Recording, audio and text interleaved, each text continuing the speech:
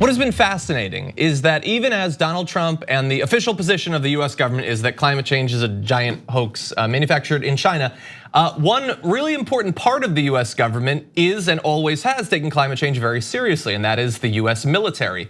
There's a new report that I just read the results of that are fascinating, and you should definitely go take a look at the raw report, but even the headline version of it is something. So understand, this was put together with involvement from the Army, the DIA, NASA, and it was commissioned by General Mark Milley, the new chairman of the Joint Chiefs of Staff. So it's coming from inside the deep state. But anyway, the report paints a frightening portrait of a country falling apart over the next 2 decades due to the impacts of climate change on, quote, natural systems such as oceans, lakes, rivers, groundwater, reefs, and forests. And it talks about increased energy requirements triggered by new weather patterns like extended periods of heat, drought, and cold that could eventually overwhelm an already fragile system. And this is not just like, hey, look ahead to 2 decades from now and imagine what might happen. Here in California, we just had huge power outages, not as a result of something being taken down by nature. It was like a preemptive thing. We need to take this down, you're gonna lose power in anticipation. And so that's the sort of thing that's being talked about here, but it's already happening right now. Yes, it's after careful consideration, I have concluded that climate change is man-made and a disaster in the making. Yeah. And that's exactly what it's like, because it's funny, what you just mentioned, that sounds like some kind of post-apocalyptic situation or scenario, or at least like that scene before the giant problem that ends up making it really like the apocalypse, I guess, where people are like, this is the incremental nature of what we are to experience that will then suddenly we'll look back and be like, oh my God, that was terrible. I wish we'd done something about it. Yeah, someday we'll say that. Yeah, and again, as we always try to stress, this is about the future, but it is not something that is going to start someday. We're in it right now. This is sketching out how it's gonna get worse. So, really importantly, our infrastructure in almost every area in this country is much worse than you have been led to believe, especially when it comes to our electrical grid. It is already fragile. That's how the US military describes it. So if that was to be overwhelmed by a period of drought or extreme heat, it was overwhelmed, what sort of bad effects could that have? Well, they were able to identify a few. That's a loss of perishable foods and medications, loss of water and wastewater distribution systems, loss of heating and air conditioning and electrical lighting systems, loss of computer, telephone, and communication systems, loss of public, what's that? I would just love it. It's like, here's things that run on electricity. Everything. Loss of public transportation systems, loss of fuel distribution systems and fuel pipelines, loss of all electrical systems that do not have backup power. Obviously, most important there is that you'd lose the internet and your phone service. So other than that, you'd be fine. No, but that's significant. The ability to distribute fuel, food could be lost. I mean, that's like the takeaway for later me. Stuff. This is a very, let me put this in terms that you'll understand to people on the right. That's what this is to me. Because everyone on the left, every decent person who reads science, or at least like believes scientists, and especially like the vast majority of them that say the same things we say over and over again, it feels like you're hitting your head against the wall.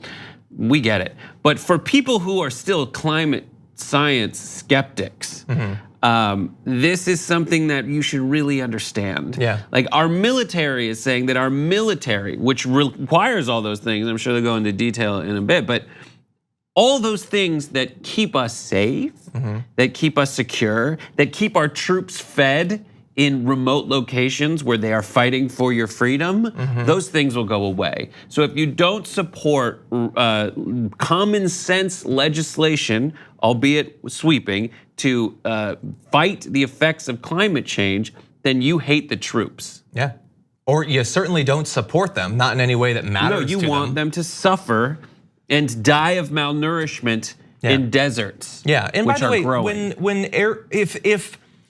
if the environmental situation is so bad that it kills our electrical grid and air conditioning goes down in one of these areas, what do you think is the likely impact of that? If the heat is so bad it's killed our electricity, that seems like exactly the sort of time that you need air conditioning. We're talking about people dying. If the food is taken away, refrigeration spoils, people will starve. That's what happens. The fuels obviously makes it more difficult to actually respond to that, but this is all, like, the tragedy here is that global climate change refuses to pick up a gun and point it at us, because that is the only way that some people will acknowledge the threat that it poses.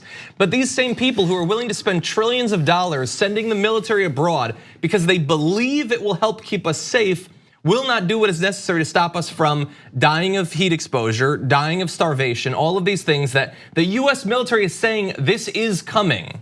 I disagree with some of your rhetoric there, John, because if the climate did pick up a gun and point it at us, then I think Republicans would respect it more and support its right to threaten us with death. Yeah. It's just standing its ground, John. That's true.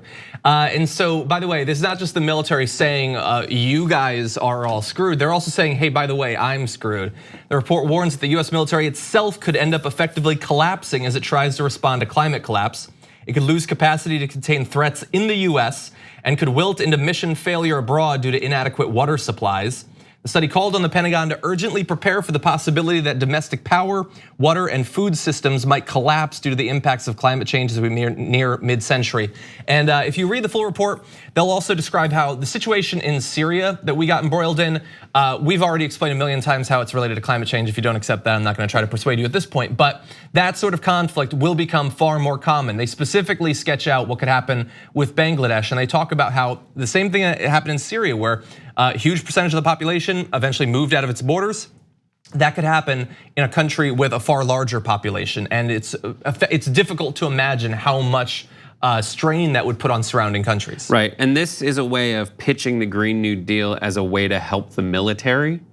This is also, yeah, I just think it's kind of an insurance policy against climate change. This is something that, and then also like the reason that our infrastructure cannot handle these kinds of upsurges, which will be, or increase demands on it as a result of climate change, is because we were able to build it at a time when we could financially do that because we had a better incremental tax system.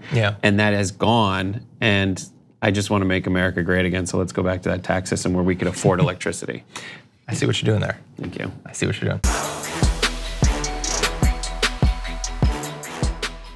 Thank you for watching this clip from the Damage Report. For more content from the show and access to TYT Network members-only exclusives, go to tyt.com/Brooke. Wait, no, it's tyt.com/John. Go to tyt.com/John to sign up.